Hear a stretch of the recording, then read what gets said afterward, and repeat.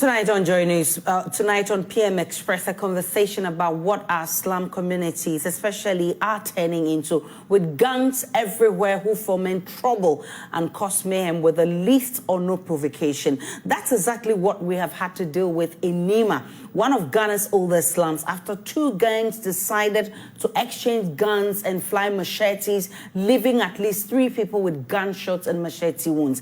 Interestingly, this incident happened right close to the Nima police station, opposite where the president's residence is located. Tonight we ask, are we safe in our communities? You know, after dealing with murders, robberies, and what have you, now we've had to also deal with gangsterism.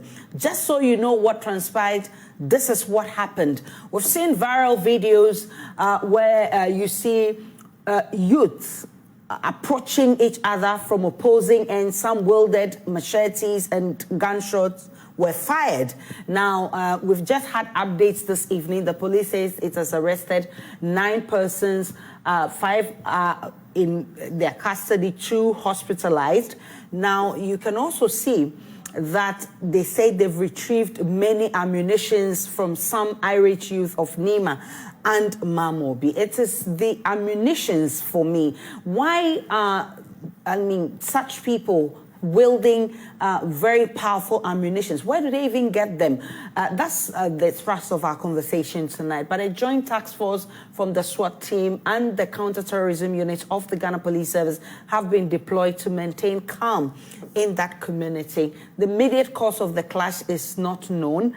JoyNews gathers there's been a long-standing feud between the youth of Nima and Mamobi. Residents in the area say they live in fear of reprisal, and this is something that can happen. I mean, it's easy. So, and this is not the only time we're hearing this. We've had so many of this in different communities. I mean, recently we've had the clash, the Ntonsu communal youth clash, which happened just July 2021. It was between some youth from Aremeyaw, Zongo, and Ntonsu in the Kwabri East District of the Ashanti region. They destroyed vehicles, vandalized shops, wares of some traders were destroyed, and rickshaws set ablaze. And it's also unclear what really sparked that clash between the two groups. It's important that we understand what really triggers these clashes, because when they happen, it is the ordinary person who bears the brunt. So tonight, we'll be looking at how to resolve these uncertainties. My guest in the studio, I will be having Sheikh Aremeyaw Shaibu, who is spokesperson for the National Chief Imam. Also joining me via Zoom is Professor Kwesi, his Director, Faculty of Academic Affairs and Research, James Agalga. Okay, so he is at the Kofi Annan International Peacekeeping Center. James Agalga is ranking member of the Defense and Interior Committee of Parliament, and Adib Saani is a security analyst. I'll be joined both in the studio and via Zoom. Let's have a conversation after this break.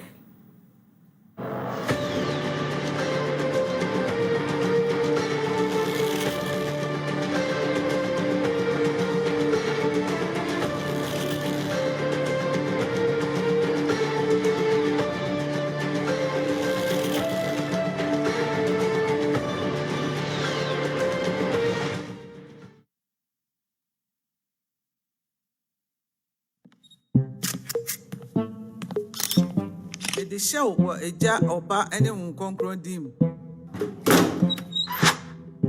The groom is sick. What? Malaria. Malaria?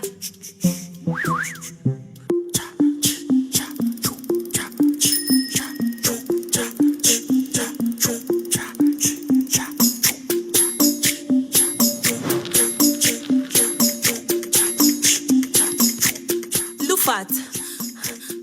Lufat.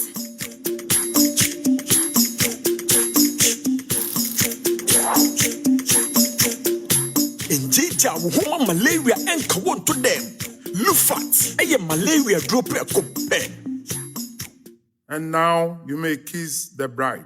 Entrance Pharmaceuticals and Research Center. And I am Lufat. Lufat, a 2 malaria sententem. FDA, I should say a day in Kratoi Ajatum say a year.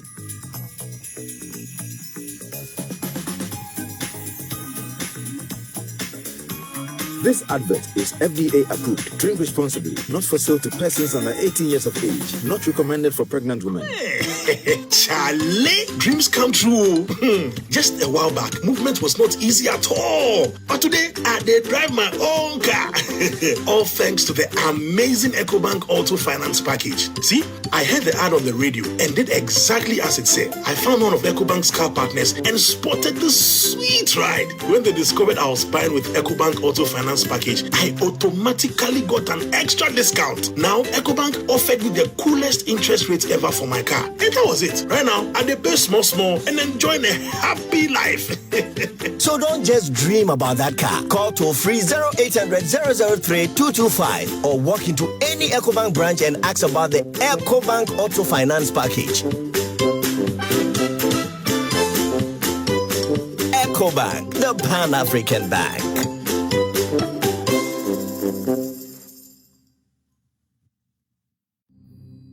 After all I put into that building, suddenly, cracks everywhere. I mean, how? The contractor said the building materials were imported, so I didn't worry. Now I have to pay for the whole building to be built again. All you need is Fab 500 steel rods to take care of your building stress and yours too. Choose Fab 500 steel rods from Fabry Metal. It's remarkably strong steel. Fabry Metal, your partner in steel.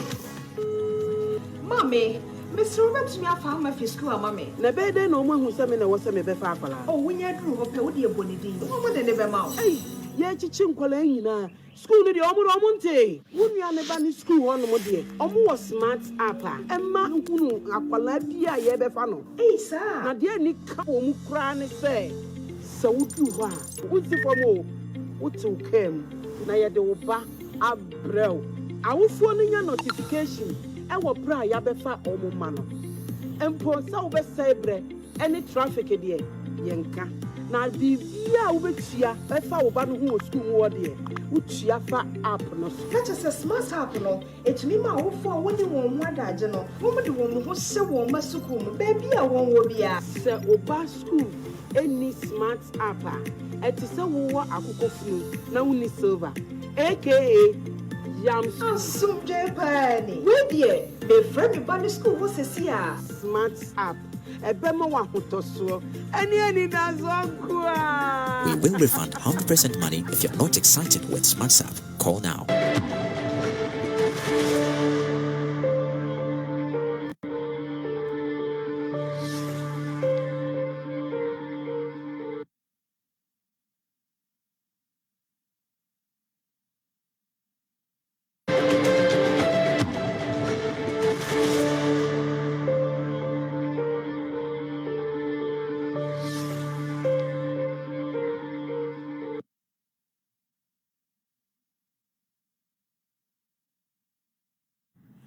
I'm grateful for your time, Sheikh, this evening. And I'm grateful for your time, Adib, who is joining us via Zoom.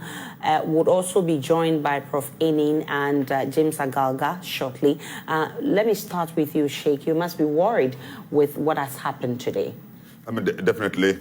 The site was the one that evoked shock, disappointment, worry, anxiety, call it anything, and fear, sadness, and everything that one can associate with some of these negative emotions as a result of such a development, which in our view is a needless kind of development, but it has taken place. And my disappointment more is in an area where it's clearly, I mean, it's a Muslim-dominated area, so one would expect the refinement that the teachings of Islam brings to human life, i.e.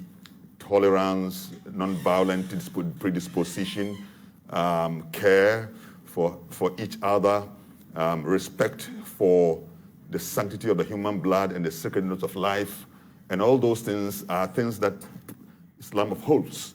And so for an area where you see, I mean, more than 5 times a day, the blaring of the horns of the azan in an area of such nature, and every day we hear the sermons, and to have such, if you like, brigandry, or if you like, kind of clashes of young people irate, I mean, must be something that is worrying. And I find it a certain contradiction.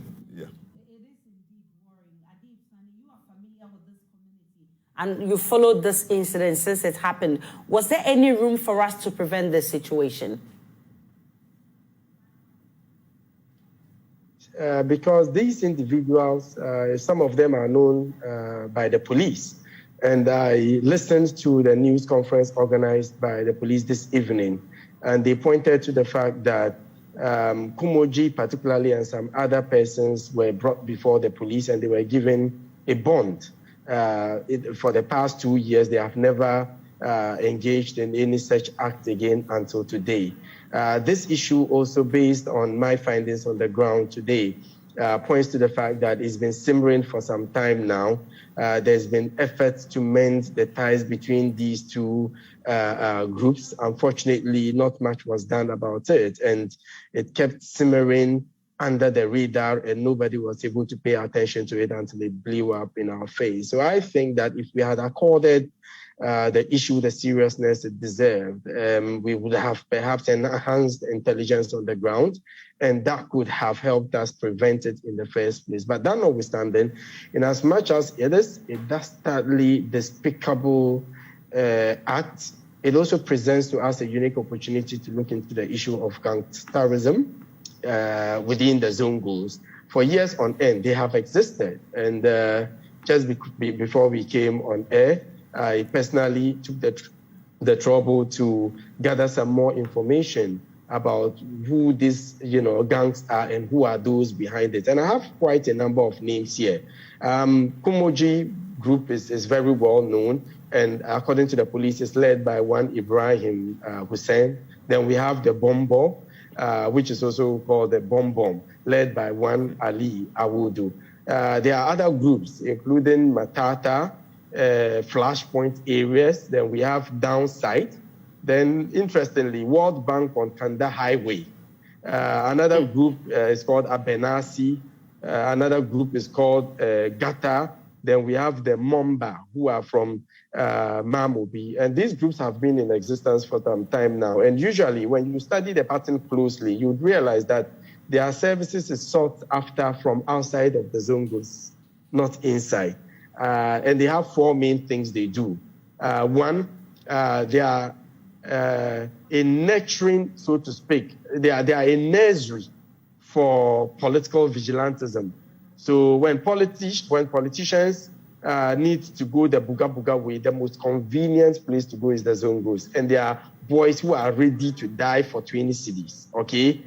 Some also are used for land disputes. If you have a dispute over a land, instead of go through the process, which would be in court for years on end, they come to seek the services of these guys. And of course, some also sell drugs from the information I've gathered on the ground. And finally, some are recruited to take part in robbery activities, extortion. They are also debt collectors. If you have your money with someone who is proven very difficult, you come, they will provide you that service, and other crimes they are engaged in. So this gives us a unique opportunity for us to understand the psychology of gangsterism in the Zongos and put in place mechanisms to deal with it.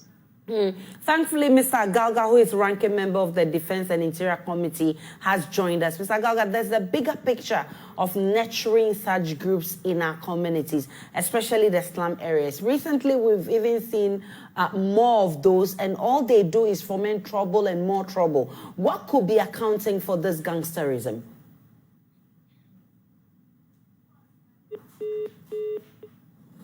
Have we lost Mr. Galga there?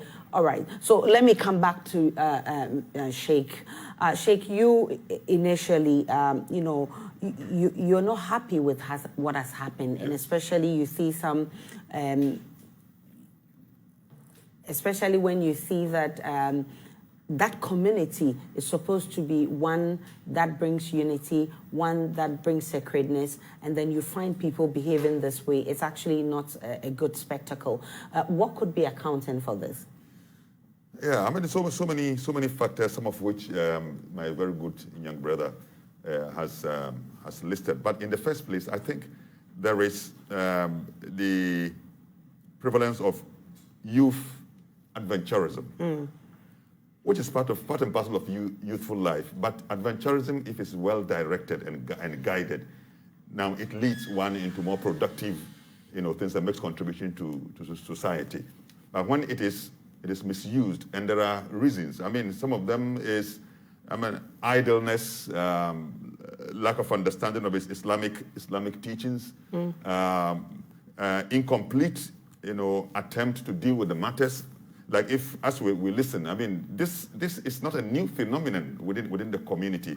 Anytime it triggers off, attempts are made, and to deal with it like firefighting, we just once it goes calm, we, like usual, when we do our things, we seem to forget that as they lie low, they begin to fester and waiting for another opportunity to strike.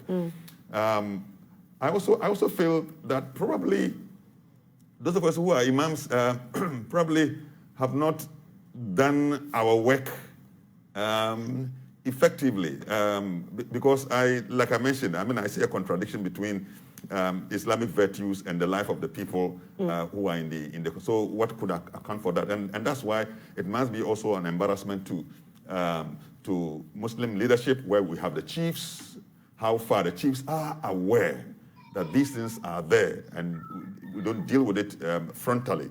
The imams are there. And there is also one other factor. You see, our group solidarity and a communitarianism in itself, instead of making things positive for us, using it for positive development, rather it has been tend to be a negative thing, where we appear to even protect those evil elements who live with us.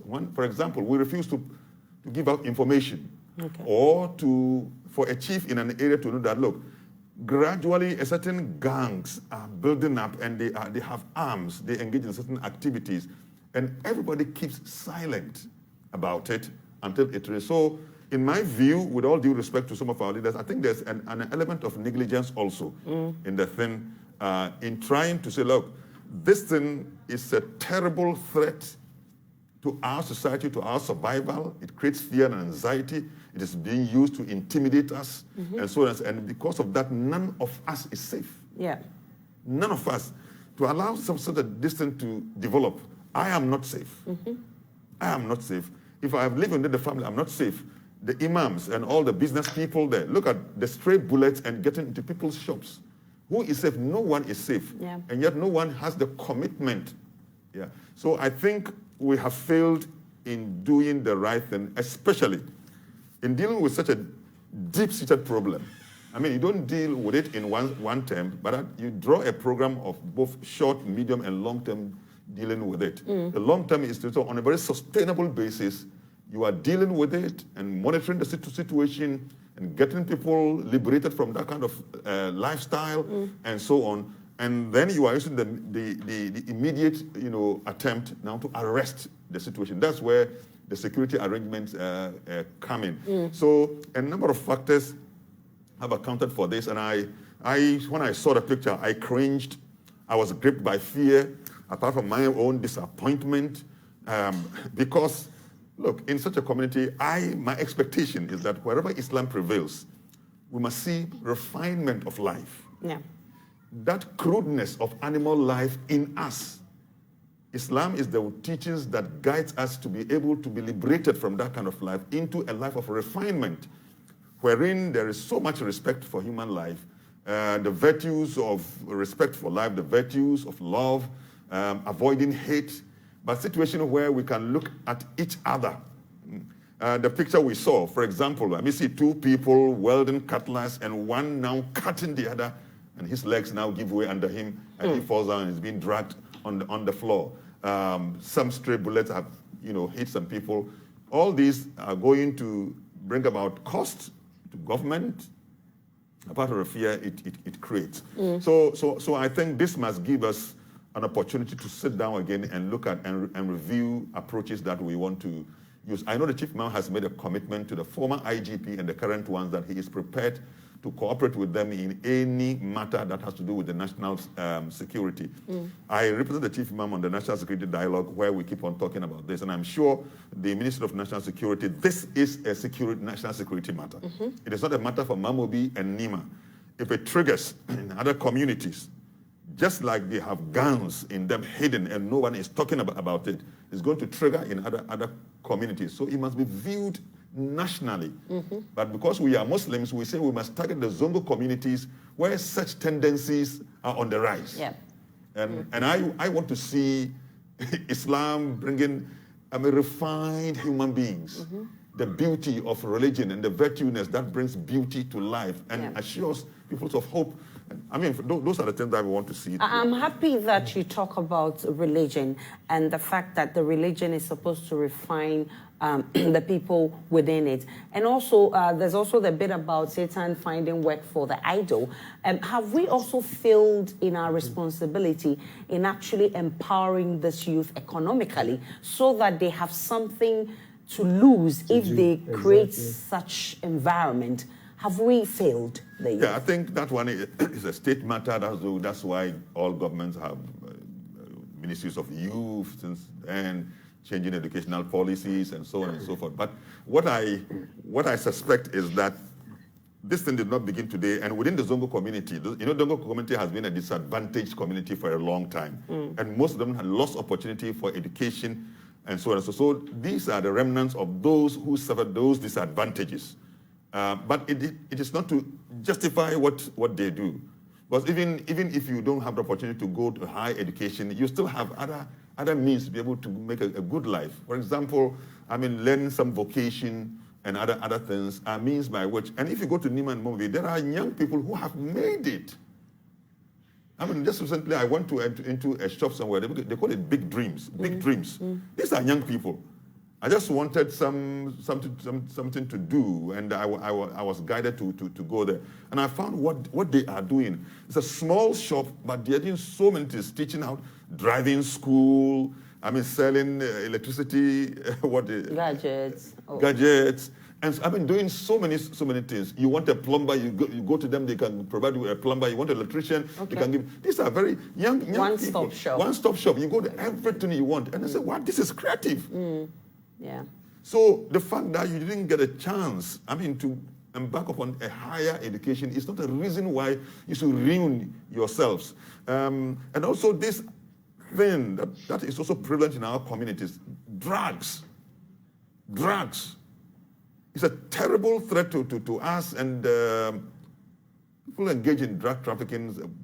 Hajis go to Mecca, come back, you sell these things, and they destroy these sacred lives who God has created in order to really grow and become useful to themselves and useful to society. Just somebody comes to, reduce them to this kind of life. It's a terrible thing, and it's something that we really, really, really need to get back to ourselves, engage with the police and the security, and then also look at what approach in our religion, our teaching can be more effective. The issue now is being professional and technical in the way that you tackle problems. It's not enough when you stand on the pulpit, you churn out the verse of the Quran you have memorized. We've done this for years from behind.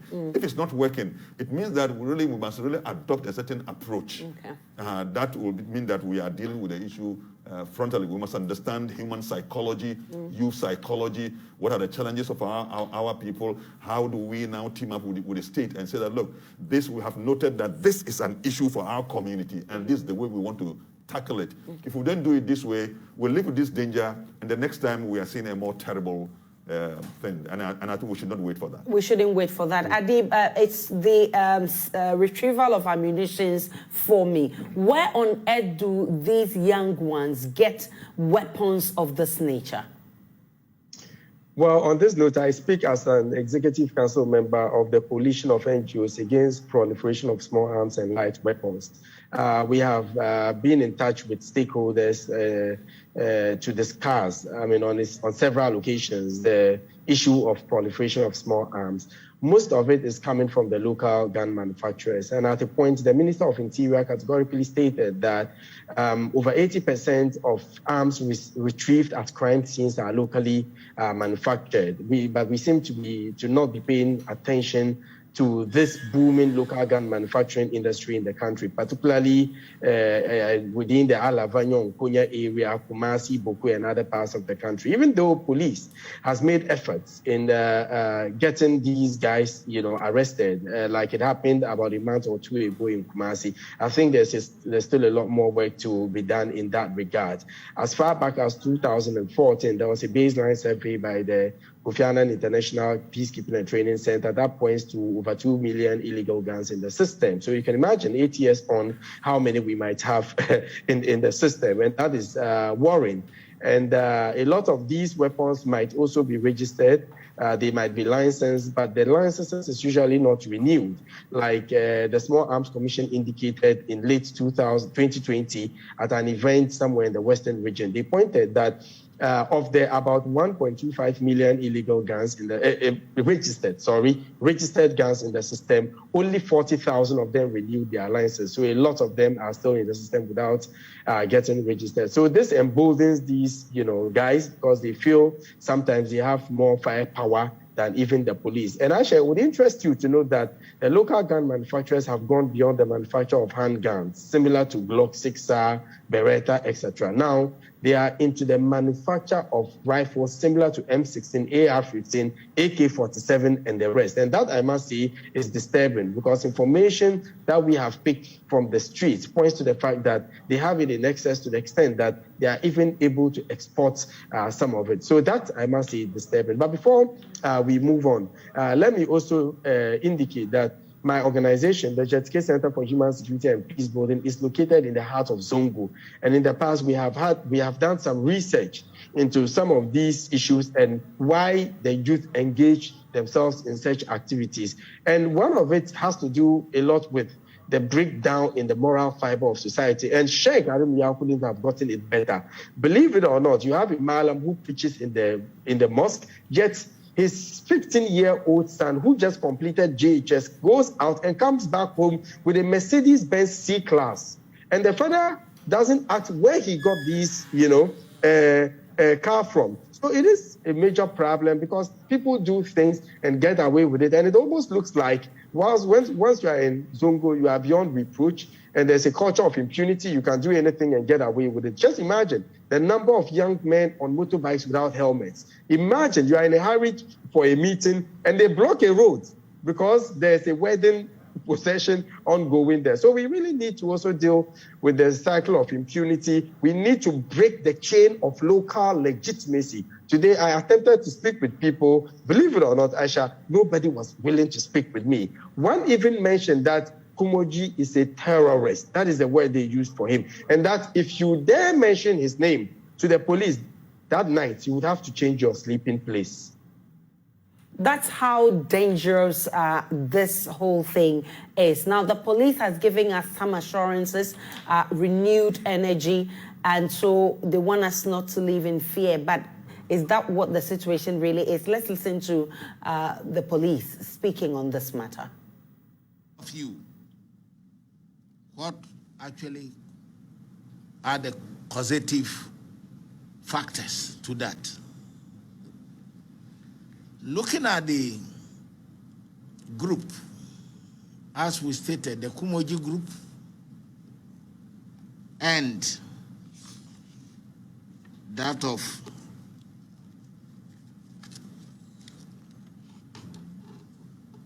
the Momo group, Bomb group, it is a gang, a criminal gang designed to perpetuate violence in that community. Gangsterism of this height will not be accepted by the Ghana Police Service.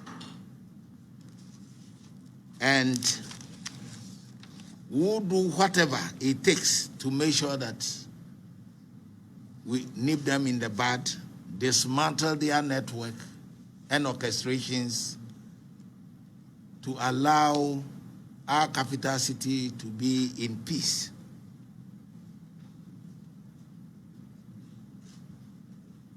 So they're going to witness a standard growth. And looking at the causes of yesterday's violence is their quest for supremacy, their quest to lord over each other, their quest to make sure that they intimidate their opponents. And there have been occasions where they've had a lot of fights at the lower level without coming to light. And their activities have been monitored by the Nima police closely for the last 2 years. They were hauled to the Municipal Security Council and dealt with and won accordingly. They also came to the Nima Divisional Police Station 2 years ago, and they were bonded. Till yesterday, that they exhibited mass violence. This situation will not be allowed to continue. The police administration has taken serious view of it and will work with youth groups, interest groups, civil society organizations, and other stakeholders to make sure that wherever we have such criminal gangs and elements will be dealt with, not only in Accra, but in our entire country. Ghana is a democratic country, and we'll make sure that the police enforces the law to its fullest. Welcome back to PM Express, and you heard there Kwesi Fori, who speaks for the police service, assuring us once again that the police is up to task, and he's also talking about arrest. The issue has been people going unpunished when they commit crimes, and the fact that there's been so many criminal issues that have not been brought to closure. Adib, could this also be fueling some of these things? Because people can go about doing things with impunity, yet they are not punished for the crimes they commit. Absolutely. I mean, it's one of the issues I've observed, I've talked about over the period, because it is only human nature that if you perpetrate a crime today, nothing is done about it. You perpetrate tomorrow, nothing is done about it. You would feel that crime is normalized and you can do just anything and get away with it. So until we deal with the issue of impunity, that seems to be festering, particularly in the Zongos and other inner cities who would have this issue recurring. I mean, you can imagine what would take a young man to pick up a gun and start indiscriminately, recklessly firing in the streets. I mean, anybody could have been hit. And truly, a young man was hit in the shoulder whilst he was seated in his car. And see the exchange of machete. I mean, for once, I thought I was watching the Chinese karate movie scene. You could hear the sound. It was unbelievable. The guts, what would embolden people to come out in the streets and behave in the manner they did. And interestingly, Aisha, a lot of these guys are known in the area. They know everybody. In fact, the Zongo community is quite closely knit. Everybody knows everybody. Everybody knows everybody's family house, okay? And so these people are known. Unfortunately, they seem to have had some sort of local legitimacy, not because the people love them, but because they have instilled so much fear into the people, nobody was willing to speak. When I was there, I was going around picking some information, and a lady was approached by the police. While she was speaking with the police, I saw the boys, some of them with tattoos, and I could see all sorts of things written on their arms, cartel, something cartel. And they were giving signs and passing comments to the effect that, hey, stop talking with the police. So when the police left, I saw them rebuking the woman in no uncertain terms how or why she should speak with the police. So you can imagine the type of terror these people are visiting on the people in this area. And I'm hoping that this should serve as a lesson. The next time something like this happens, we should follow it up to the latter and ensure that they have their day in court and they are dealt with according to the law, because a lot of them feel they are beyond reproach and they can do anything and get away with it, because some also feel they even have the police in their pockets, which is another day's topic. Sheikh, it's really sad that we're having all of this happening. In broad daylight, people shooting and not caring about, whoever is around and who will be affected by their activities. I know over the period, mostly the office of the chief imam has stepped into some of these issues and it's been well resolved. We are also hearing that this is just a trigger of an old wound which has not been properly, if you like, dressed.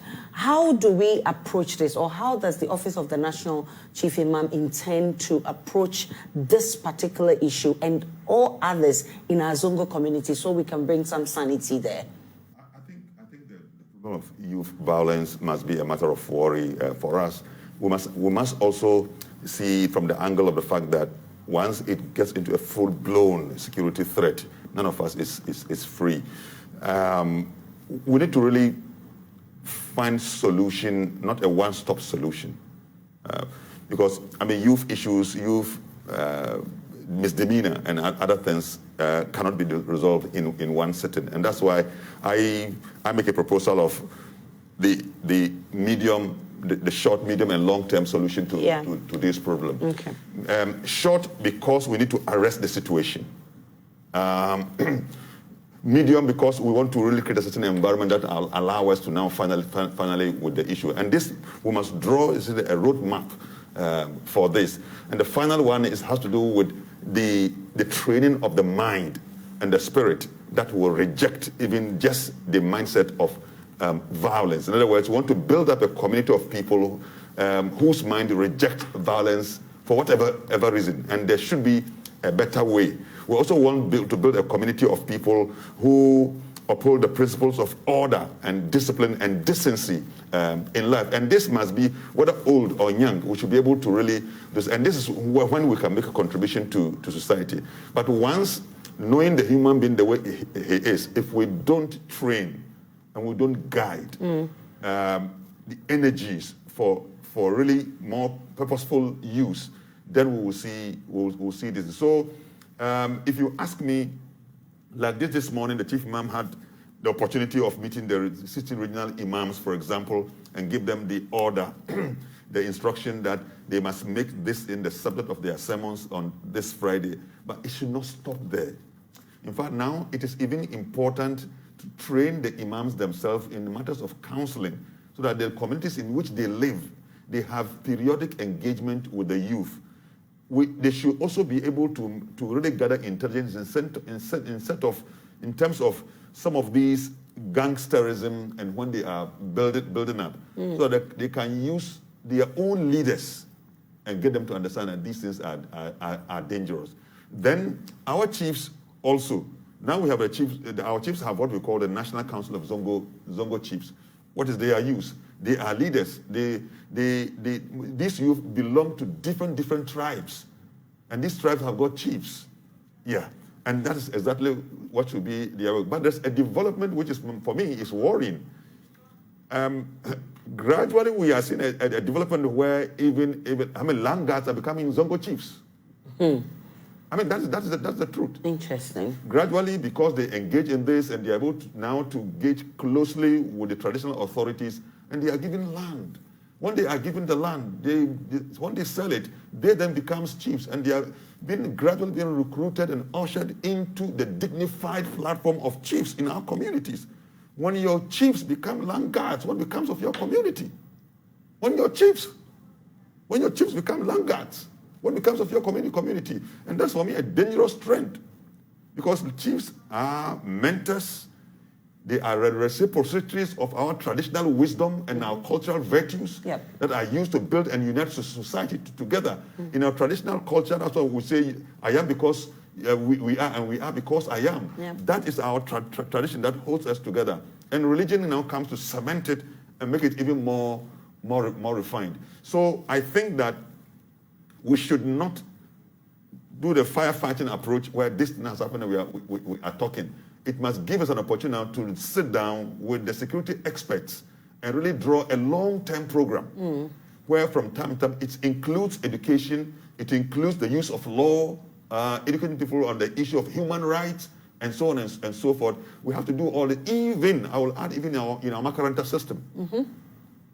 So that if we have a Makaranta and we have the Ustaz or the Madam who teaches them, what kind of approach does he use to build up students of the Makaranta whose mind will reject violence? I think we need something like this. And gradually, I'm sure that if we are able to do this, and from time to time we review the approach from time to time, I'm sure we're going to. But for now, quickly, I think we need to engage with the IGP's office and really draw up something. If it means reaching out to different communities, meeting the youth, identifying the youth leaders, even where such things hadn't happened. But I want to get one-on-one with youth leaders, engage with them, and I'm sure the Chief Imam has the influence and what it takes to be able to meet them. We pray for his long life. I'm sure because of his reverence, if he invites them to a certain platform, they might come. We use the Imam's police, engage them, the regional commander of police, who is a Muslim, the DCOP, Suraj, who is the Deputy Director General and in charge of the operations, for example. All these people will bring them together, and they give us the security expertise to be able to handle, then also the psychology of it. Yeah, I'm sure there are institutions that are very good in counseling. For example, the University of Ghana, psychology department, can help us with the technicalities of counseling that will be dealing with this. That's when we deal with it in the long term and to be able to save our community. Sheikh makes very important statements. One, the trend that is we are seeing recently, that land guards are becoming Zongo chiefs. It's one that we should watch out. But more importantly, he talks about intelligence. Could we have been more proactive, Adib, in terms of police intelligence to avert this? Well, absolutely. As a conflict and mediation analyst, I do understand that if you are dealing with a conflict situation and you deal with it superficially, it would recur. But the best way to deal with conflicts is to deal with it from the very root cause, because that is more sustainable. So 2 years ago, when this issue came up, if we have dealt with it conclusively, I don't think we would have had to contend with what we, went through yesterday in the streets of Nima. So I think that intelligence should, have been maintained on the ground. Unfortunately, perhaps because of the myriad of insecurity challenges we've had to deal with all across the country, the intelligence community might have had their radar pointed elsewhere. And so we forgot about Nima. But here we are today. And I'm sure and confident that already some personnel are on the ground and they'll be able to gather the right intelligence so we are able to deal with this once and for all. But it goes beyond intelligence. I mean, as Sheikh rightly mentioned, we need to engage stakeholders within that area. Obviously, our chief imam is revered, he's respected. Whatever he says stands, and people, respect it. So when we get his office involved, I'm pretty sure we should be able to rain down on the youth to get them to understand that, hey, we're a country that is governed by the rule of law. And if you fall foul of the law, it's going to catch up with you. And nobody's going to call the police commander to tell them that, hey, you are my boy, let him go. No, that is not going to happen. We also need to deal with the issue of impunity like we mentioned earlier. The arrests, I understand 9 persons have been arrested. Bomba and Kumoji are on the run, and there are some others who have avoided even going to the hospital even though they were hurt. We need to make a conscious attempt, get the locals to support us. I understand 20,000 bounty has been placed on Kumoji and Bomba, and I'm hoping that soon we get all of these persons involved and make them go through the right process rigorously and vigorously. But Aisha, of the most important to me in the midst of all of these solutions I've mentioned is the issue of human security. We know that a lot of people live below the poverty line in the area. Some live in squalid conditions. The youth, there are a lot there. They don't have jobs. Their future is uncertain. Some don't have basic access to certain necessities of life, like healthcare, like water, like sanitation, like food. So there's a lot more to die for than to live for, basically speaking, because already they feel their life is not even worth living. So when we invest in these human securities, we'll be giving the youth particularly a lot more to live for than to die for. And one of it would have been through the Zongo Development Fund. I mean, there was a Zongo ministry. I don't know to what extent they've been able to improve the quality of life of the people in the Zongos. But if we are able to improve the quality of life of the people, they would have jobs, they get paid at the end of the month, they have families. Nobody, not Sheikh, not Chief Imam would tell them to stay safe. Okay, so we really need to deal with these human insecurities lurking in the Zongo communities if we want to solve this once and for all on a very sustainable basis.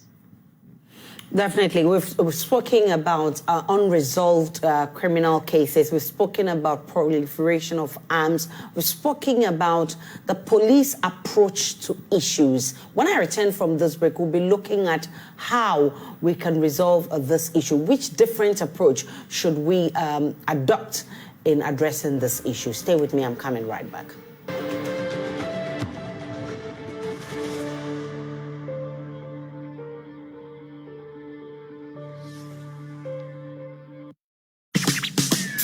Get digi with it. Get digi with it. On your mark, ready, set, let's go. CBG Mobile, USSD, Young Co. Star 924 hash. Van code the go.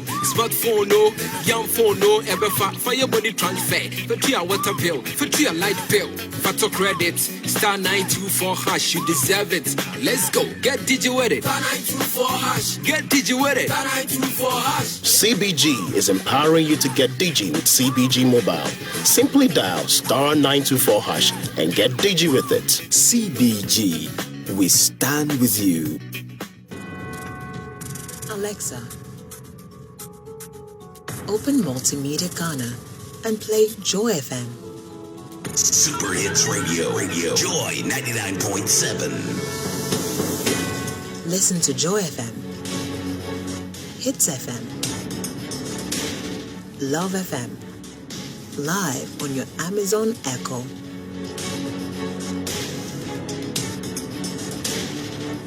Listen to your favorite multimedia radio stations live on your Amazon Echo device by saying, Alexa, open Multimedia Ghana, play Joy FM or Hits FM or Love FM.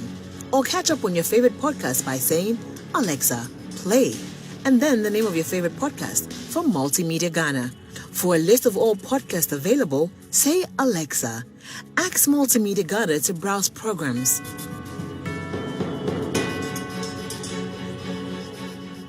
Alexa, welcome to Multimedia.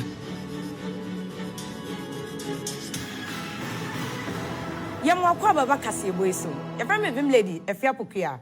Enne wiase aye hu. Esan say yare adoso enketo ne akese. And I'm so me ebusan krofo say apomudin ma papa. And he say apomudin ni say obebo adwuma akwa ba onti brebia. Ahonde mrosro. So be sipi sita. Ana. Se obeye bo heavy. Debia. Oyiwa obia fa hoden. obia penkwa eduro ni nie Hepa Plus mixture we na ono mo a enkwa mo na nya ahode akweti anyare wo bia ebeba oni pedua ni Hepa Plus mixture e ma pomode mapa Hepa Plus mixture e bo ma ni pedua ni gina yie pa Hepa Plus mixture enya manko na woni fiedu mienu apemfo ana batai FDA ati ejadie nkratwe atum Hepa Plus mixture e ma pomode mapa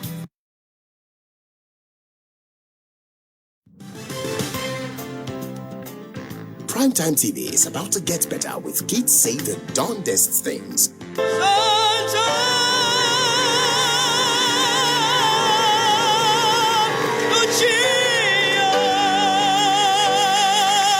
Coming soon to Joy Prime.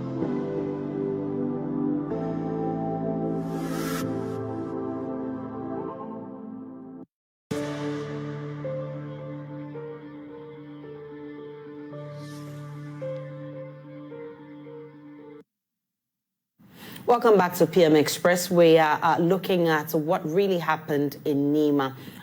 Two feuding factions, two gangs shooting sporadically, firing or flying machetes and ending up people injuring people and, doing all of that in impunity.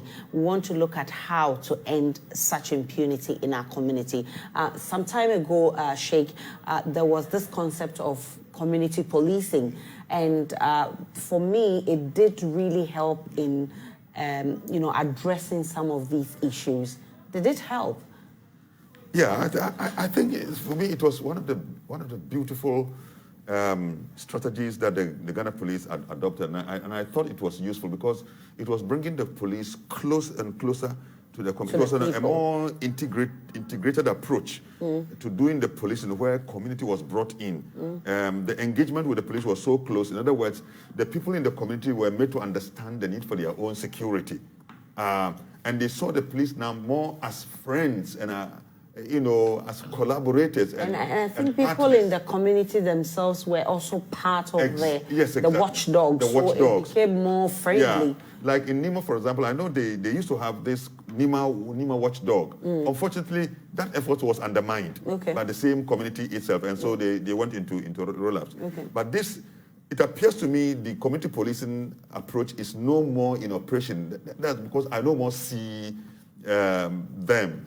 But once I was engaging with one of the police people and said, no, the community policing concept is there, but it's the operation that they want to change.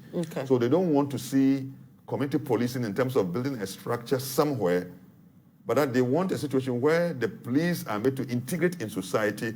They may not necessarily even use their uniforms, but that they are lived and they are known for what they do. Whatever it is, whatever review they do of the approach, it is very, very, very critical. I'm sure if that thing was effective and in operation, we would have been able to gather the intelligence and to anticipate these things as they trigger off, so that we'll be able to really handle them as we also go ahead and do the proper education intended to socialize the people along the lines of virtues where they have respect for human life and the sanctity of the human blood, especially coming from the angle of our religion. So if you ask me, my recommendation will be to the police to quickly look at the idea of community policing. And then within the community, we can also have units within the community made up of Islamic scholars and some of the youth that are put together to assist such police in doing some of these things and also give information. Sometimes they are friendly with the people, where a young person had to be invited somewhere for some advice, for some assistance, and they can also become the conduit to it. Even the state wants to engage. Aisha, I want to, if the president had asked me about the Ministry of Zongo, that he wants to dissolve it, I would have begged the president and said, President, not true. I know you cannot have a permanent Ministry of Zongo. Yes, I agree. But for now, there is a philosophy and a wisdom and a purpose for which it has been established. We have not reached there. I would have suggested strongly that leave it the way it is. Rather look at what are the deficiencies, because it is the strongest of steps ever taken to address, but the most powerful, in my view, the initiative taken in order to address frontally the development challenges of the Muslim community. It is not so much only about the educational aspect. It has social, moral, ethical, and other dimensions, economic dimensions of that which change reform. It was more about the development. It's development-oriented. Yeah. It is not necessarily to just establish it. But unfortunately, I don't blame the government or the president. We still have the Dongo Development Fund. But I think that that fund needs to sit down again. In the face of some of these challenges, we need to re-strategize, understand the philosophy very well and the wisdom behind establishing it, and see in a very expeditious manner how it becomes the agency by which the Zongos become transformed. Yeah, and I think not until we have done so, it will remain, and then we'll see that the impact is not as we expect, and we see some of these things developing. And I think that, and the collaboration with the Muslim chiefs, imams, and the Makaranta teachers within the community must be so strong in addressing even matters of social challenges, youth adventurism, and how we can get them close so that within the context of mutual respect and understanding, to understand the issues of human rights and how we should all work to guarantee human rights and protection of our society. These, for me, I wish that immediately something can be done around. So, Adib, 9 people arrested. Should it end there? I mean, Sheikh talks about community policing concept, which seem to be fading out in our community. If it's not faded, gone away in its entirety. What's the new approach that we should be looking at in dealing with some of these issues? Well, before I come to that, by the way, a lot of these community police members feel neglected. I had a discussion with their president, and according to him, they've been jettisoned.